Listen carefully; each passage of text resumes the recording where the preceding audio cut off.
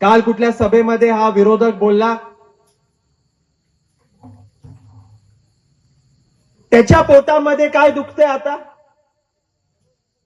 की या जिल्ह्यामधल्या लाखो रुग्ण जे मुंबईच्या हॉस्पिटलमध्ये त्यांचा मोफत उपचार झालेला आहे, हे त्याच्या पोटामध्ये दुखायला लागले.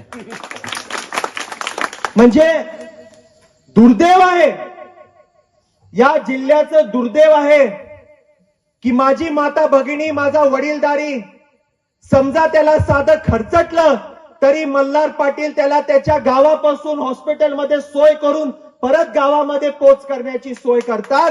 हे यांच्या पोटात दुखतं. काहीतरी 4,000 पेशंटचे 18-17 कोटी रुपये घेतले म्हणतो. अरे मल्हार पाटलानं 1,05,000 रुग्णांची सोय केलेली आहे, मोफत शस्त्रक्रिया केली आहे. तू काय 4-5 हजाराचं बोलत बसलायस?